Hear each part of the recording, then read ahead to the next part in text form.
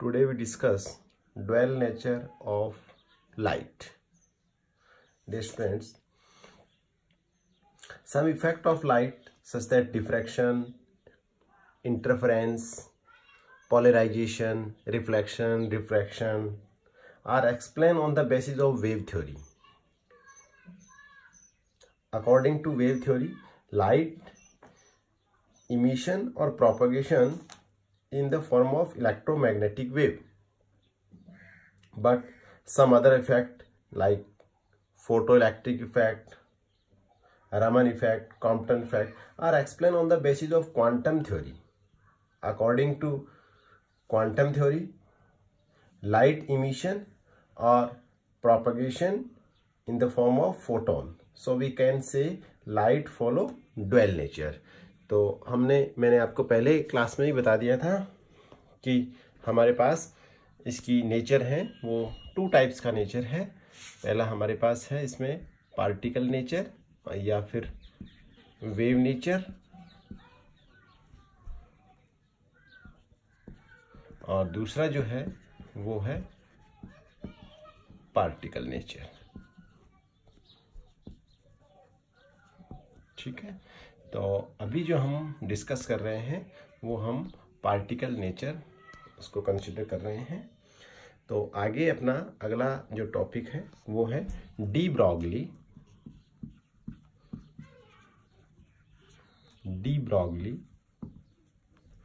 Hypothesis. Chapter अपना almost complete हो चुका है, डी ब्रॉगली हाइपोथेसिस। तो डी ब्रॉगली जो है उसने ये कंसिडर किया, according to de Broglie hypothesis, when a particle move then a wave always associate with this particle. कोई भी पार्टिकल है जिसको हम रेस्ट मास 0 मान रहे हैं, बहुत छोटा सा पार्टिकल है, अगर वो मोशन करता है, उस पार्टिकल का जो मास है वो m है और वो v वेलोसिटी से मोशन करता है, तो मोशन करते हुए पार्टिकल के साथ क्या एसोसिएट रहेगी? वेव एसोसिएट रहेगी, और जब वेव एसोसिएट रहेगी तो उसकी एक वेवलेंथ भी होगी। तो डी ब्रॉगली ने कहा है, according to de Broglie hypothesis, when a particle move, a wave always associate with this particle। ये इसकी हाइपोथेसिस है डी ब्रॉगली की। This wave known as matter wave और डी ब्रॉगली वेव। जो ये वेव जो होगी इस पार्टिकल के साथ जो एसोसिएट होगी, कोई भी पार्टिकल वो वी वेलोसिटी से चलेगा तो उस पार्टिकल के साथ एक वेव हमेशा एसोसिएट रहेगी, उस वेव की एक वेवलेंथ होगी, और इस एसोसिएट वेव जो है उसको हम बोलेंगे डी ब्रॉगली वेव, और हम इसको मैटर वेव भी बोल सकते हैं। तो मैटर वेव बोल दीजिए या फिर आप इसको डी ब्रॉगली वेव बोल दीजिए। अब जो ये डी ब्रॉगली वेव है या मैटर वेव है, यानी कि मैं रिपीट कर रहा हूं, जो डी ब्रॉगली हाइपोथेसिस है उसमें इसने बताया है कि कोई भी पार्टिकल जिसका मास m है, रेस्ट मास 0 इसको ले सकते हैं, particle is in motion from velocity v, then a wave associate with this particle। यानी कि चलता हुआ पार्टिकल दोनों टाइप से बिहेव करेगा, वो पार्टिकल की तरह भी बिहेव करेगा और वो वेव की तरह भी बिहेव करेगा। पार्टिकल की तरह बिहेव करेगा ये जिसका मास m है, और ये मोशन में है तो इसकी वेलोसिटी कितनी रहेगी? v रहेगी। तो इसके साथ एक वेव भी एसोसिएट रहेगा जिसका वेवलेंथ है वो कितना रहेगा? v रहेगा। सॉरी, वेवलेंथ जो है वो उसकी लैम्बडा रहेगी। और अब हम इसकी वेवलेंथ को कैलकुलेट करेंगे कि इसकी वेवलेंथ जो लैम्बडा है वो हम वेवलेंथ, तो जो वेव एसोसिएट थी उस वेव की वेवलेंथ जिसको हम लैम्बडा से डिफाइन करते हैं, ये वेवलेंथ जो है वो आपको कैलकुलेट करनी है। तो इसमें हम यूज करेंगे एक आइंस्टीन इक्वेशन है, मैंने आपको बताया था आइंस्टीन मास एनर्जी कंजर्वेशन, की कोई भी बॉडी है अगर वो एनर्जी को रिलीज कर रहा है तो उसका मास है वो डिफेक्ट हो जाता है, और वो मास एनर्जी जो रिलेशन है, कंजर्वेशन रूल है, उसके अकॉर्डिंग, आइंस्टीन के according, E is equal to mc²। E is your energy, m is your mass and c is your speed of light. एक तो ये आइंस्टीन इक्वेशन है। दूसरा इक्वेशन है फोटॉन्स की एनर्जी का, वो है E is equal to h nu. दोनों नॉन है। E is equal to mc²। हमारा क्वेश्चन यहाँ पे है वेवलेंथ को कैलकुलेट करना। जो वेवलेंथ एसोसिएट है, जो वेव एसोसिएट है किसके साथ? पार्टिकल के साथ। पार्टिकल इज इन मोशन और एक वेव उसके मोशन करते हुए पार्टिकल के साथ एसोसिएट है, जिसकी जो वेवलेंथ है उसको हम लिखेंगे लैम्बडा से। तो इसके लिए हमने दो इक्वेशन लिया है। पहला इक्वेशन लिया है E is equal to mc², दूसरा है E is equal to h nu, और हमें यहाँ पे लैम्बडा को कैलकुलेट करना है। तो अब देखिए हम इन दोनों को कंपेयर करें, इक्वेशन 1 एंड 2, इक्वेशन 1 एंड 2। तो ये हमारा हो जाएगा mc² is equal to h nu. mc² is equal to h nu. यहाँ से हम इस न्यू को लिख सकते हैं c/λ, न्यू इज फ्रीक्वेंसी। तो ये हो जाएगा hc/λ। देखिए ये इधर mc² है और ये hc/λ है। मैं इससे इसको कैंसिल कर दूंगा, ये ली। तो यहां से इक्वेशन हमारा बन गया mc is equal to h/λ। h/λ, ठीक है। हमें लैम्बडा को कैलकुलेट करना है, तो हम लिख देंगे lambda is equal to h/mc। ये हमारा लैम्बडा, यहाँ से हमने इसको कैलकुलेट कर लिया है। तो lambda is equal to h/mc, c is speed of light. तो हम इसको यूं भी लिख सकते हैं, lambda is equal to h/mv। c को मैंने v लिख दिया है, तो lambda is equal to h/mc लिख सकते हैं, lambda is equal to h/mv लिख सकते हैं। अब हमें पता है मोमेंटम की जो डेफिनेशन है, momentum is written as p is equal to mv। तो मोमेंटम जो होता है वो p is equal to mv होता है। हमारे पास जो लैम्बडा हमने अभी निकाला है, सॉल्व उसको कैलकुलेट किया है, वो था lambda is equal to h/mv। ये मैंने आपको जो PDF भेजी थी उसमें मैंने सब कुछ इसमें लिख दिया था। आप एक बार उसको सामने रख लेंगे ताकि आपकी कैलकुलेशन में कंफ्यूजन नहीं हो। तो h/mv है, कैलकुलेशन का पार्ट है, तो कोई ज़्यादा इसमें समझाने वाला नहीं है। ये हमारा हो गया lambda is equal to h/p, ये लीजिए, ठीक है। तो ये लैम्बडा को हमने यहाँ से डिराइव कर लिया है, lambda is equal to h/p। p यहाँ पे इसका लीनियर मोमेंटम है, that is equal to mass into velocity. Moving particle है जिसका मास m है, v वेलोसिटी से वो मूव कर रहा है, और h यहाँ पे प्लांक कांस्टेंट है। तो एक इक्वेशन हमारा ये वाला आ गया है, जिसको हम इक्वेशन A या कुछ भी यहाँ पे बता सकते हैं, lambda is equal to h/p। अब हम इस न्यूमेरिकल सॉल्व करने के लिए इसको हम दूसरी फॉर्म में भी लिख सकते हैं। तो इसको मैं यहाँ से मिटा देता हूँ। ये E is equal to mc², बड़ा आसान सा है। दो इक्वेशन लेनी है, E is equal to mc² और दूसरा लेना है E is equal to h nu, और दोनों को कंपेयर करके और आपको लैम्बडा जो है उसको कैलकुलेट कर लेना है। अब दूसरा हम इसको बता सकते हैं कि काइनेटिक एनर्जी जो है, इसका दूसरा फॉर्म हम देख रहे हैं। तो काइनेटिक एनर्जी जो है उसका फॉर्मूला है हमारे पास 12mv², ठीक है। Kinetic energy of moving particle is written as K E is equal to 12mv²। अब देखिए मैं इसको यूं लिख सकता हूं, 12mv² को यहाँ पे अगर मैं ये लिख दूं, 12 इधर मैं लिख दूं m into m by m into v square, यानी कि मैंने m बाई m से इसको मल्टीप्लाई कर दिया है। ये half m v square as it is है, मैंने इसको m बाई m से इसको मल्टीप्लाई कर दिया है, और ये हमारा यहाँ पे काइनेटिक एनर्जी है। अब देखिए ये वाला जो है इसको, सॉरी, यहां तक मैं इसको लिख सकता हूं m स्क्वायर वी स्क्वायर, तो ये हो जाएगा kinetic energy is equal to half as it is रहेगा,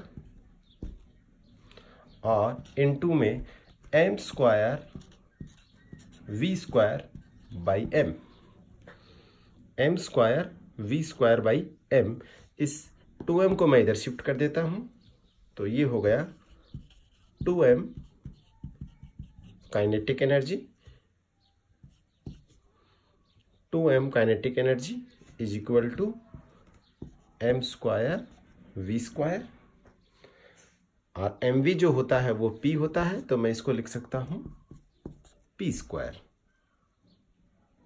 तो यहां से ये देखिए p square is equal to आ गया है 2mke, तो p इज इक्वल टू आ जाएगा p is equal to root 2m into kinetic energy. तो ये एक फॉर्मूला हमारे पास और आ गया है, ये फॉर्मूला आ गया है p इज इक्वल टू, थोड़ा ठीक से लिख देता हूं मैं इसको, p is equal to root 2m के, इसको मैं इक्वेशन नंबर b। एक इक्वेशन मेरे पास ये आ गया था lambda is equal to h by p, दूसरा मैं यहां से लेके आया हूं काइनेटिक एनर्जी जो है उसको हाफ एम वी स्क्वायर लिखा, m बाई m से इसको मैंने मल्टीप्लाई किया, तो ये हो गया, ऊपर हो गया m स्क्वायर वी स्क्वायर यहाँ पे, और ये अपॉन m, मैंने इन दोनों को इधर शिफ्ट कर दिया, तो ये हो गया 2mke, m square v square, और m स्क्वायर वी स्क्वायर को मैंने लिख दिया है p स्क्वायर, तो ये p इज इक्वल टू आ गया रूट 2mke। ठीक है, तो ये एक दूसरा फॉर्म भी आ गया है। अब हम इसको a कह देते हैं, इसको b कह देते हैं। अब देखिए ये हमने क्यों किया है, क्योंकि कई बार क्वेश्चन में लैम्डा इज इक्वल टू जो h बाई पी आया है, तो कई बार हमें क्वेश्चन में वेवलेंथ पूछ रहा है, h प्लांक कांस्टेंट है जिसकी वैल्यू नॉन है, कांस्टेंट है, लेकिन p जो है वो हमें मास और वेलोसिटी से मिलेगा। अगर क्वेश्चन में मास और वेलोसिटी में से वेलोसिटी गिवन नहीं है या एनर्जी गिवन है, तो हम इस p को यहाँ से शिफ्ट कर सकते हैं, यानी कि लैम्डा का दूसरा फॉर्म ये हो सकता है h एडजिट रहेगा, और p की जगह पे मैं लिख दूंगा instead of p root 2mke, तो ये हो जाएगा दूसरा form lambda is equal to h upon root 2m into kinetic energy. तो एक फॉर्म हमारी हो गई है lambda is equal to h by p, और दूसरी हो गई है lambda is equal to h upon root 2mke। तो ये इक्वेशन 2 हमारी पास हो गई हैं। अब अगर मैं इसको कट ऑफ वोल्टेज से रिलेट करके इसको मैं अरेंज कर देता हूं, तो 2 इक्वेशन हमारे पास आ गई हैं, lambda is equal to h by p, दूसरा आ गया लैम्डा बाई, बहुत इजी सा है, ये कैलकुलेटिव पार्ट है, आराम से कर लेंगे आप लोग। और ये चैप्टर भी ऑलमोस्ट ख़त्म होने को है। चैप्टर ख़त्म होने के बाद में मैं पीछे 3-4 साल में जो आपसे क्वेश्चंस पूछे गए हैं वो मैं आपसे डिस्कस करूँगा। आपको लगेगा कि बहुत इजी सा क्वेश्चन आता है, इसमें से एक क्वेश्चन इसमें से कंफर्म आ जाता है, उस क्वेश्चंस को हम डिस्कस करेंगे कल। इसी में ही हम इसको एक क्लास में पिछले 19, 18, 17 में जो क्वेश्चंस पूछे गए हैं उन क्वेश्चंस को हम डिस्कस करेंगे। तो अभी हम पढ़ रहे थे lambda is equal to h upon root 2mke।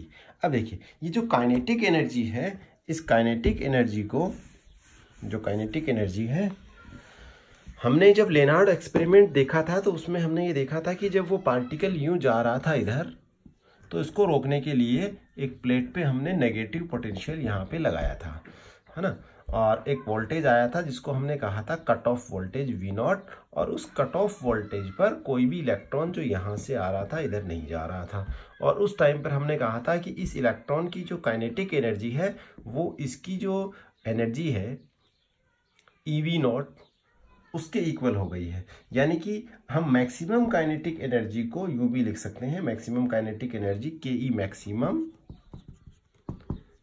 Maximum is equal to EV। और अगर ये चार्ज बॉडी को मैं क्यू कहता हूं तो इसको मैं इलेक्ट्रॉन नहीं होकर के कोई भी चार्ज है तो हम इसको क्यू कह सकते हैं। तो kinetic energy is equal to QV। यहाँ पे इलेक्ट्रॉन जब हम ले रहे थे तो EV ले रहे हैं, और अगर कोई चार्ज पार्टिकल Q है तो हम उसको लिखेंगे kinetic energy is equal to QV। V जो है वो वहाँ पे इसका वोल्टेज है। तो ये हो गया है kinetic energy is equal to QV। तो अब मैं इस लैम्बडा को तीसरी फॉर्म में भी लिख सकता हूँ। ये हमारा हो जाएगा लैम्बडा इज इक्वल टू, देखिए H एज इट इज है, रूट ये हो गया 2m, और KE को मैं लिख दूंगा QV, तो ये हो गया रूट 2m, ये हो गया QV। तो ये हमारा तीसरा इक्वेशन आ गया है। 3 इक्वेशन हमने यहाँ पे डिस्कस किए हैं।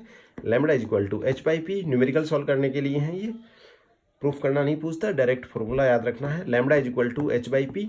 लैम्बडा क्या है? Lambda is wave that is associate with moving particle, यानी कि कोई भी पार्टिकल मोशन में है तो उसके साथ वेव एसोसिएट है, और डी ब्रॉगली हाइपोथेसिस है ये। According to de Broglie hypothesis, when a particle move, a wave always associate with this particle. Repeat कर रहा हूं, according to de Broglie hypothesis, when a particle move, a wave always associate with this particle. This wave is known as matter wave or de Broglie wave. At the wavelength of that de Broglie wave is written as lambda is equal to h/p, or lambda is equal to h by root 2m k. K is your kinetic energy. If moving particle is charge body, जो kinetic energy है यहाँ पे, अगर हम उस moving particle को हम माने कि वो मूविंग पार्टिकल चार्ज पार्टिकल है, और V वहाँ पे डिफरेंस क्रिएट किया गया है, पोटेंशियल डिफरेंस क्रिएट किया गया है, तो उसकी काइनेटिक एनर्जी जो है वो होती है KE is equal to QV। Q यहाँ पे उस चार्ज बॉडी का चार्ज है। अगर हमने इलेक्ट्रॉन वाले के लिए डिस्कस किया था तो उसको मैंने EV लिखा था। अगर चार्ज बॉडी है, कोई चार्ज Q है, तो उसको मैं लिख दूंगा QV। तो then the wave associate with that particle is written as, wavelength written as lambda is equal to h by root 2n QV। तो मैं इसको बता दूंगा, V is electric potential of charge, ठीक है, और Q is charge of particle, and m is your mass of particle, h is your Planck constant. Wavelength of electron, अब मैं यहाँ पे अलग अलग पार्टिकल लूँगा, कभी मैं इलेक्ट्रॉन लूँगा, कभी मैं प्रोटॉन लूँगा, ऐसे।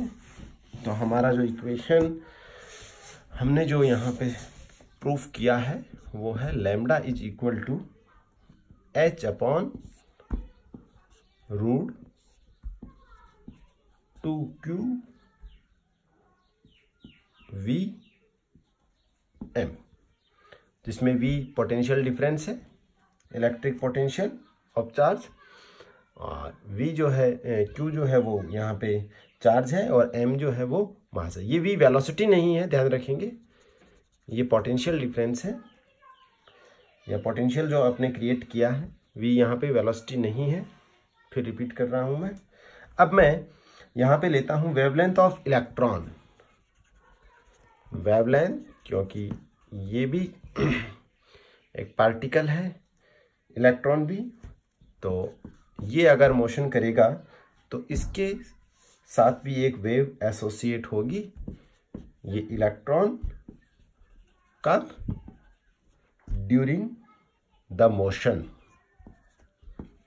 During the motion, wavelength of electron during the motion. तो फॉर्मूला हमारे पास है lambda is equal to H/√2m/QV, जिसमें m जो है वो मास ऑफ इलेक्ट्रॉन है, q जो है वो चार्ज ऑन इलेक्ट्रॉन है, तो मैं इसको me कर देता हूं, q को QE कर देता हूं।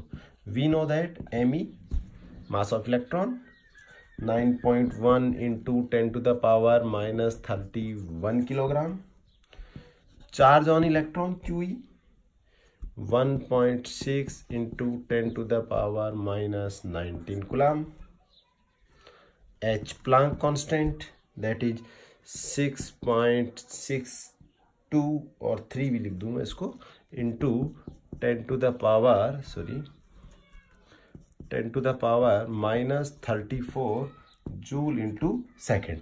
ये सारी वैल्यूज मैं पुटअप करूंगा तो ये हो गया लैम्डा इज इक्वल टू, देखिए यहाँ पे H को मैंने लिखा 6.62 इंटू 10⁻⁻34 डिवाइडेड बाई ये 2 एज इट इज, me को लिखा मैंने 9.1 इंटू 10⁻⁻31 इंटू ये QE को मैं लिखूंगा